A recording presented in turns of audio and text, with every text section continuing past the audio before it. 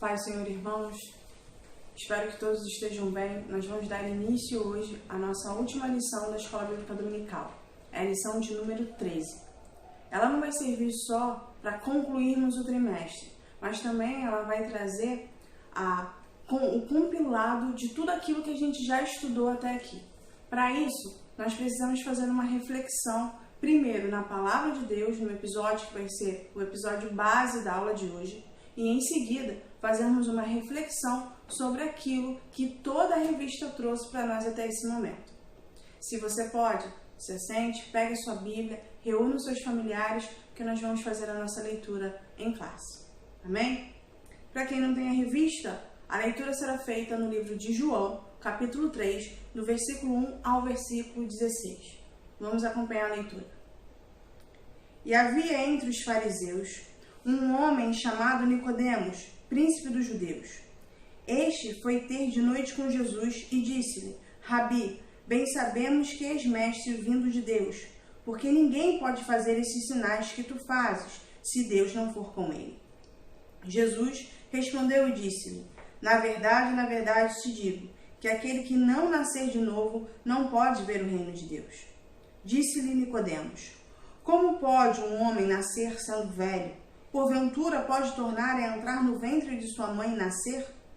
Jesus respondeu: na verdade te digo, que aquele que não nascer da água e do Espírito não pode entrar no reino de Deus. O que é nascido da carne é carne, e o que é nascido do Espírito é Espírito. Não te maravilhes de ter dito: necessário vos é nascer de novo.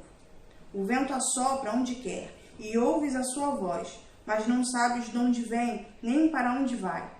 Assim é todo aquele que é nascido do Espírito. Nicodemos respondeu e disse-lhe: como pode ser isso? Jesus respondeu e disse-lhe: tu és mestre de Israel, e não sabes disso? A leitura oficial iria até o versículo 16, mas para a nossa meditação, nós vamos ficar até o versículo 10.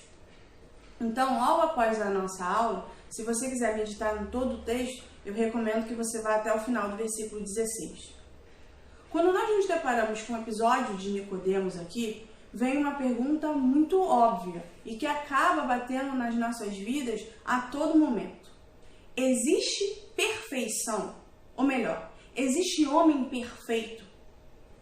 A verdade é que o ser humano, em todo o tempo, ele vai buscar a perfeição, mas não vai buscar a perfeição da forma correta.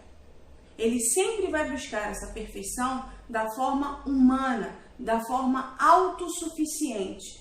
E isso vai começar a atrapalhar o relacionamento do homem carnal com aquilo que é espiritual.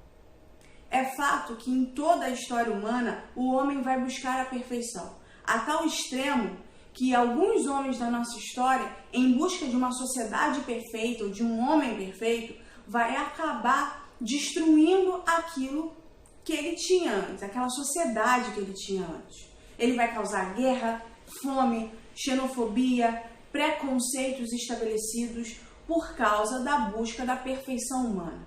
Eu não preciso aqui citar alguns personagens históricos que vão matar mais de 20 milhões de pessoas na busca da perfeição humana.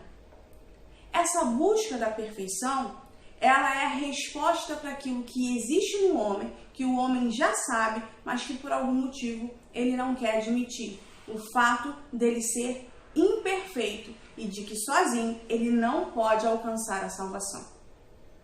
A ideia da salvação também é algo que está presente na vida do homem desde que ele existe, desde que o homem é homem.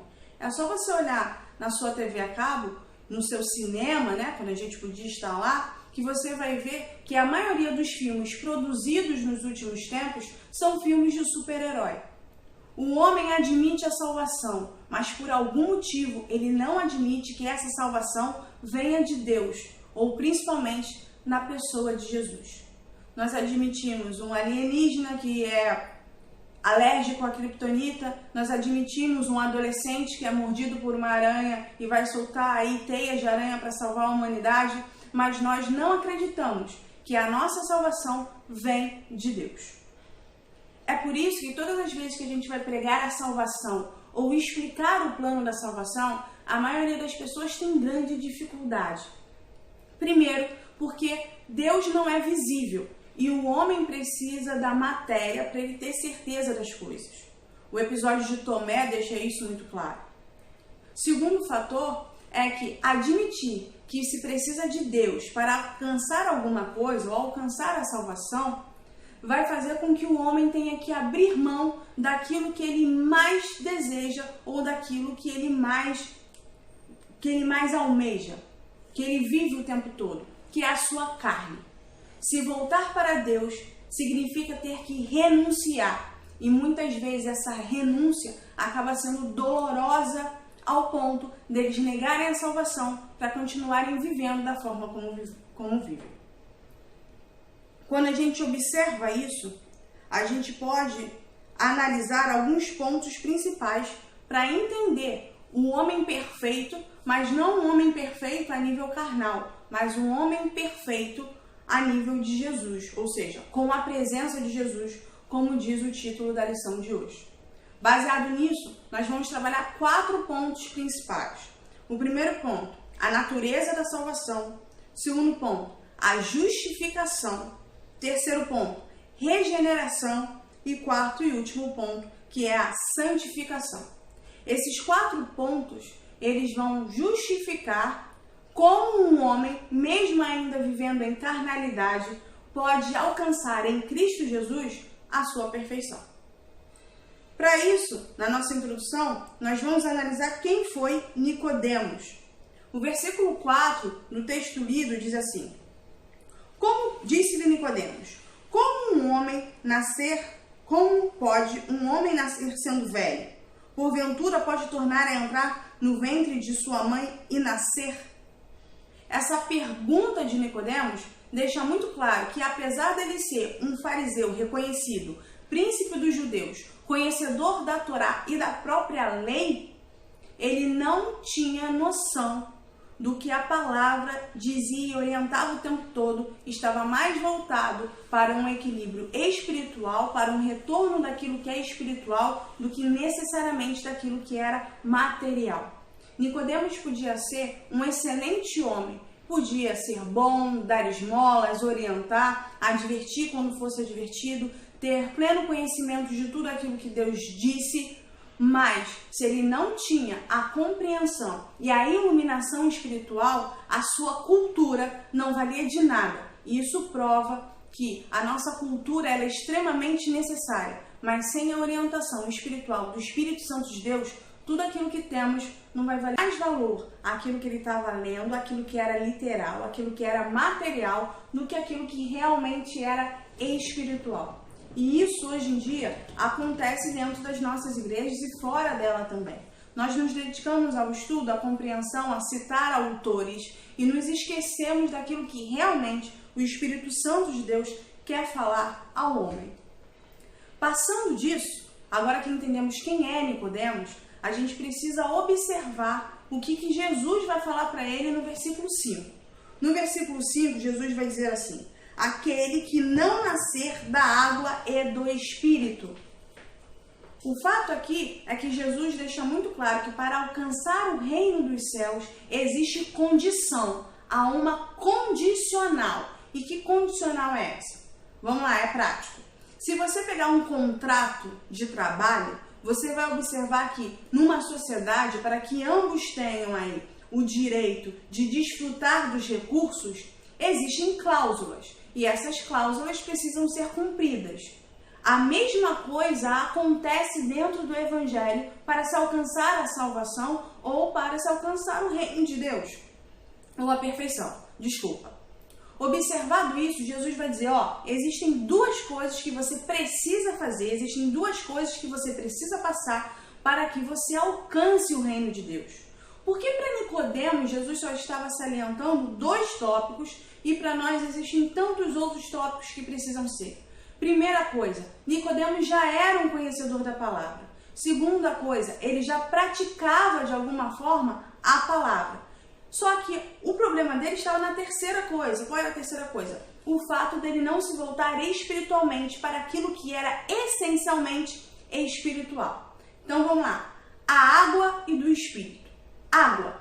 A água aqui vai falar de limpeza, de purificação, vai falar de matar a sede, né? Então, quando falamos de água, principalmente no Evangelho de Deus, nós estamos falando de renúncia, nós estamos falando de mudança, nós estamos falando de, literalmente, sepultar o velho homem, o antigo homem, um homem que é 100% carnal, e depois dessa passagem, ele voltar um homem novo, um novo homem. A água aqui, ela vai servir como manifesto de renúncia, e ela precisa ser uma declaração de fé. Se você já foi num batismo dentro da sua igreja, você já observou que todas as vezes antes do batismo com águas, todas as vezes antes de ocorrer, o mergulho, né? Você vai ter alguém fazendo uma declaração de fé. Por que eu preciso da pública declaração de fé? Porque tanto o material que precisa ouvir, que precisa ver, que precisa tocar, quanto o espiritual precisam de uma declaração.